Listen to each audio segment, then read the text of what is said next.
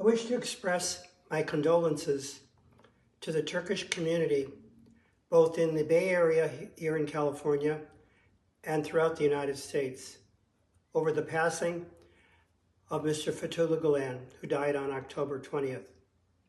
He was a spiritual leader, not just of the Turkish community here in the United States, but in many other parts of the world, including in Turkey, for over 50 years. I had the opportunity to meet Mr. Gulen at his home in Pennsylvania several years ago, and I was impressed by both his graciousness and his humility. When we met, he was sitting in his chair, and he got up and he said, "I want you to sit in my chair." So I sat in his chair, and he sat across from me for a lengthy dialogue over about an hour and a half about my role in interfaith and his interest in what we were doing about interfaith dialogue, both in the Bay Area here in California, but also our international work with Global Ministries University. Global Ministries University has been in existence for over 24 years now.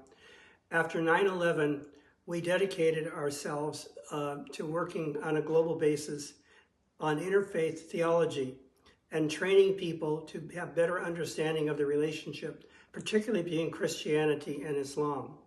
So these two great religions have been, represent about half of all humanity.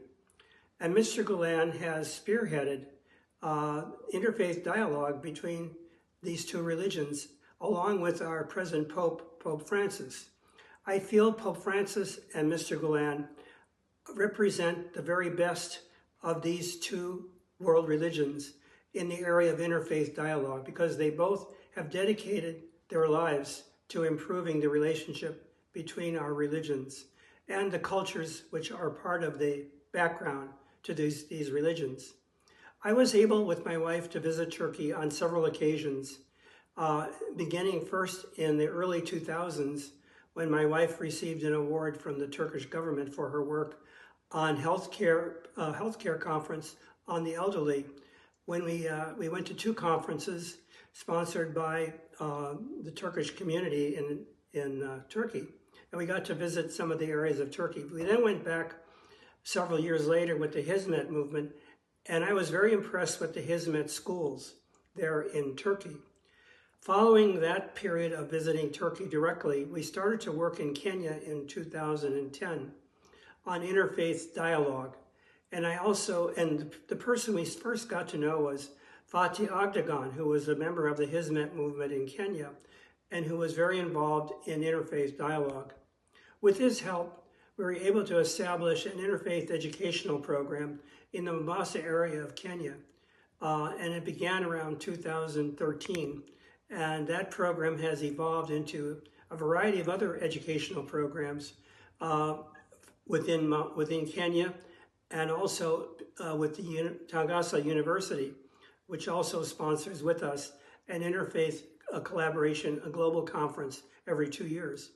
So we work closely with the group there in Kenya that are part of Hizmet, including Mr. Mustafa Cenk, who was the director of the Harmony Institute there. So Mr. Gulen has inspired people throughout the world to be involved in both interfaith dialogue and community civic development projects. And that has been true for our work with Hizmet, both here in the Bay Area, where we've done several conferences with them, with Santa Clara University, and also in Kenya. I just know that Mr. Gulen's inspirations, his writings, his great willingness to sacrifice his own life for the good of all will continue to bear fruit in years to come, both within the Hizmet community and also those he's touched that are part of the other world religions that are working together for world peace, harmony, and understanding. Again, I'm grateful for the chance I had to meet him. May his spirit live on and be a wonderful example of understanding, peace, collaboration, and social well-being. I thank you for this opportunity to show my solidarity with you at this time of his passing.